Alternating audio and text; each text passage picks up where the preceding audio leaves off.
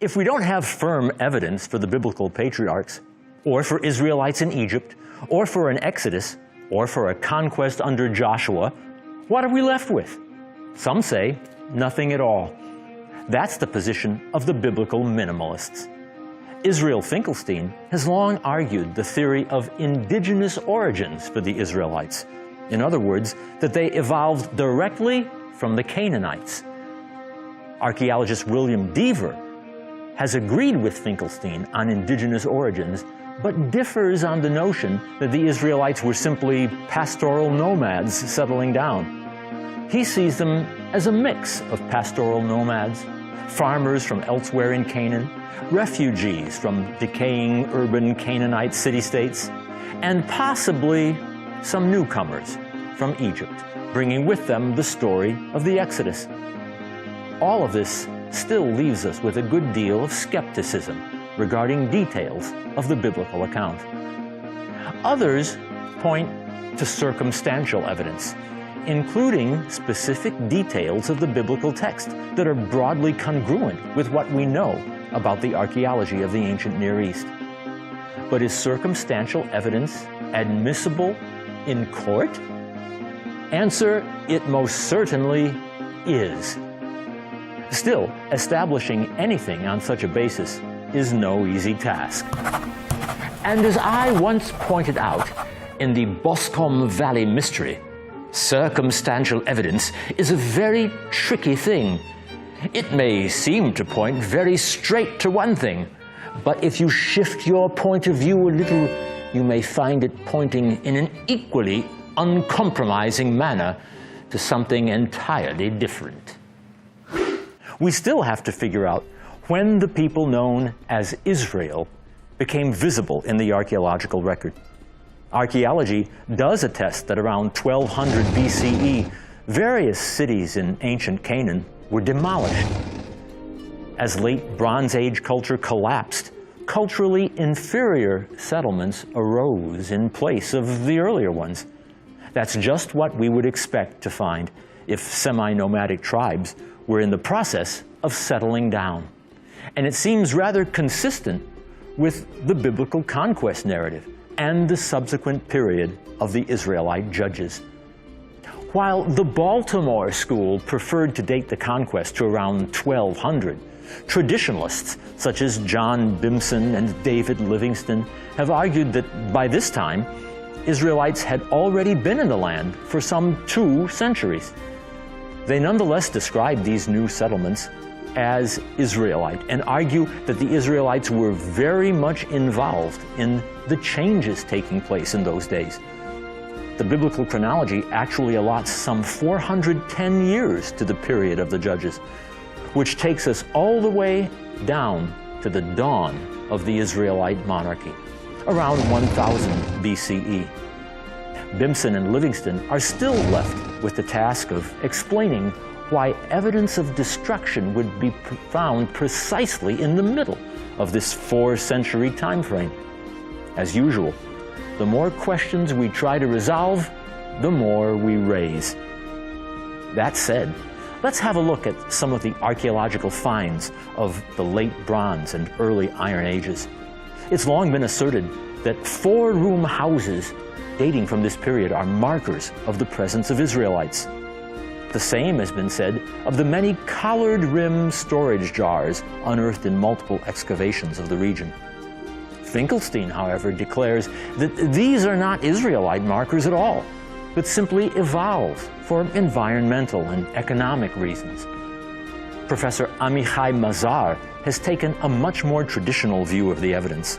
On the one hand, agreeing that collard-rim jars and 4-room houses are not necessarily ethnic markers of Israelites, yet pointing to an entirely new Iron Age I settlement pattern, with hundreds of small sites found in Upper and Lower Galilee, in Judea and Samaria, in the northern Negev desert, and in central and northern Transjordan. He argues that the overall pattern of material culture of these sites, the unconsidered trifles beyond just pottery forms, reveal a population that differed significantly from the lowland Canaanite and Philistine cultures and from the material culture found in the Jezreel Valley. He concluded that the nature of the hill country society of the early Iron Age matches the description of the Israelites found in the book of Judges. We're talking about a non-urban, sedentary population, small communities of farmers and sheep herders without a central political authority, but probably with major religious centers, like the one at Shiloh. At this ancient site, excavations revealed a major occupied city dating to the 12th century or 1100s BCE. Finkelstein himself noted that Shiloh was destroyed not long afterwards, probably by the Philistines. That's actually consistent with the biblical account that relates how the Ark of the Covenant was captured in the days when Eli was a judge in Israel. וישלח העם שילה, וייסעו משם את ארון ברית השם צבאות, יושב הכרובים, ושם שני בני עלי, עם ארון ברית האלוהים, חפני ופנחס. וילחמו פלישתים, וינגף ישראל, וינוסו איש לאוהליו, ותהי המכה גדולה מאוד, ויפול מישראל 30,000 רגלי, וארון אלוהים נלקח, ושני בני עלי מתו, חפני ופנחס. The battle would have taken place not far from Shiloh, and it stands to reason that the city would have been attacked by the Philistines at that time. Additional excavations at the site uncovered a large flat area matching the size of the great tabernacle described in the biblical texts as residing here during the days of the judges. Numerous holes had been dug at intervals into the bedrock, and while their exact date and purpose are a mystery, it's quite conceivable that they are related in some way to the tabernacle itself. We should also look once again at the excavations at Jericho under John Garstang, which uncovered a large villa occupied in the late 14th century BCE, late Bronze Age 2A. It was clearly the residence of a very wealthy individual, giving rise to speculation that this was the residence of King Eglon of Moab, assassinated, according to the book of Judges, by an early Israelite named Ehud. The Bible places the story in the city of palm trees, Jericho. ויחזק השם את עגלון מלך מואב על ישראל, וילך ויח את ישראל, וירשו את עיר התמרים. ויזעקו בני ישראל אל השם, ויקם השם להם מושיע את אהוד בן גרה, בן הימיני, וישלח אהוד את יד שמאלו, ויקח את החרב מעל ירך ימינו, ויתקעיה בבטנו. If we're looking for evidence of the days of the biblical judges, we should also return to the archaeology of Hatzor, Again, we should point out that tells are like layer cakes with one occupation level built on top of another. Yigael Yadin and Amnon ben Tor suggested that the fiery destruction layer dating to around 1200 BCE coincides well with Joshua's conquest, according to the chronology put forth by the Baltimore School. But there is at the site an earlier layer in stratum 3, dating to the late 15th century BCE and resulting from violent conflagration. If this were to be seen as evidence of Joshua's conquests, the minimalists notwithstanding, then what do we make of the later destruction layer? Well, in fact, the biblical account records that following Joshua's conquest, the city was re-inhabited by Canaanites, who again challenged Israel during the days of the judges. King Yabin of Hatzor dispatched his general Sisra to do battle with the Israelites. ויוסיפו בני ישראל לעשות הרע בעיני השם. ואהוד מת, וימכרם השם ביד יבין מלך כנען, אשר מלך בחצור, ושר צבאו סיסרא.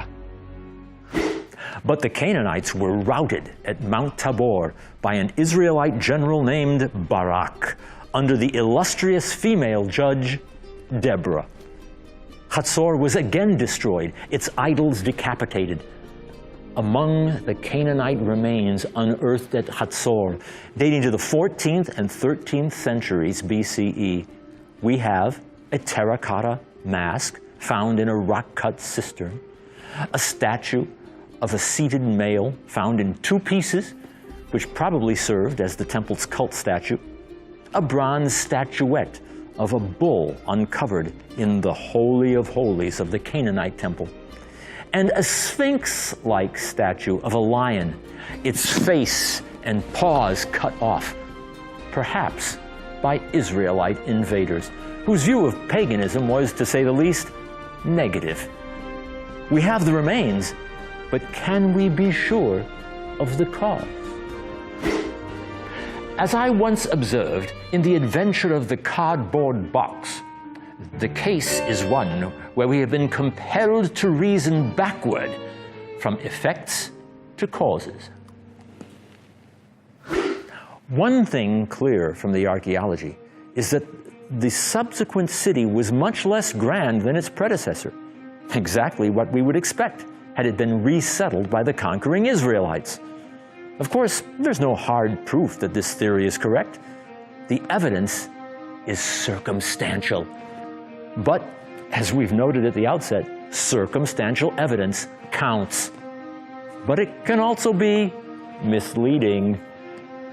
Then, there's the northern Galilean site of Tel Dan, which deserves a little backstory. Famed 19th century American archaeologist Edward Robinson, a fervent Christian, set off to Cairo in 1838 and on to the Holy Land. My goal was straightforward enough: to prove the Bible true. Many locations were by now lost, but it dawned on me that their names might have been preserved in Arabic during the long centuries of Ottoman rule. Utilizing my own linguistic skills, I relied on clues provided from the Bedouin. One such place name seemed significant to me: Tel el-Qadi, meaning Mount of the Judge. Might this be the site of biblical Dan? Remarkably, I was proved right. After a 2-month journey, I produced a book, Biblical Researches in Palestine, Mount Sinai, in Arabia, and Petraea. Robinson's book became a classic and an important reference work down to the present day, placing biblical names on the map for the first time. Dan was later excavated by famed Israeli archaeologist Avraham Biran, becoming one of the most important sites in all of biblical archaeology. Here we have evidence of a late Bronze II city destroyed but rebuilt in the 12th century BCE. According to the biblical chronology, it was in the 12th century, after the destruction of Hatzor by Barak, but prior to the Philistines capturing the ark near Shiloh, that the Israelite tribe of Dan, in search of a place to call home, settled on this location, originally known as Laish. They attacked and destroyed the city, rebuilding it as Dan. Additional archaeological evidence surfaced in the form of the pottery of the rebuilt city, which was from a different part of the land than that of the original inhabitants. Specifically, we're talking about collared rim jars, identified by Biran as typical of the Israelites. It's a classic case of reasoning backward. In a study in Scarlet, I observed that in solving a problem of this sort, the grand thing is to be able to reason backward. And that is a very useful accomplishment and a very easy one. But people do not practice it much. There are 50 who can reason synthetically, for one who can reason analytically. This power is what I mean when I talk of reasoning backward. But again, bear in mind the controversy regarding this form of pottery, which may not be an ethnic marker of Israelites at all. As I once said to Watson, there is nothing more deceptive than an obvious fact. Bottom line, don't accept anything as a foregone conclusion without critical analysis. Next, we should consider the excavations at biblical Shechem, a site well to the north of Jerusalem, in today's West Bank city of Nablus. Here we have evidence of fiery destruction, also dating to the 12th century BCE, the days of the judges. The biblical narrative relates the story of a judge named Abimelech, or Avimelech, who sought to rule as king only to incite a rebellion by the people of Shechem. Abimelech burned the city in retaliation. ואבימלך והראשים אשר עמו פשטו, ויעמדו פתח שער העיר, ואבימלך נלחם בעיר כל היום ההוא, וילכוד את העיר, ואת העם אשר בה הרג, ויטוץ את העיר, ויזרעי המלח, וישמעו כל בעלי מגדל שכם, ויבואו אל צריח בית אל ברית. That could well explain what the excavators, including G.E. Wright, found at the site, including a gate on the city's east side, along with a large fortress temple, the Temple of Baal Berit. If there is indeed history behind the biblical account, we would imagine that the Israelites continued to live as semi-nomads in tents for a very long time after their arrival in the land of Canaan. They could have been expected to adopt the material culture, such as pottery, of the local Canaanites, which could explain why they don't appear in the archaeological record prior to the late 1200s BCE. That's when settlements in the Galilee and the highlands start to appear, bearing features associated with the Israelites, such as 4-room pillared houses, collard-rimmed storage jars, and the absence of pig bones. But again, such ethnic markers don't go unchallenged by prominent archaeologists, and we dare not accept them without a critical eye.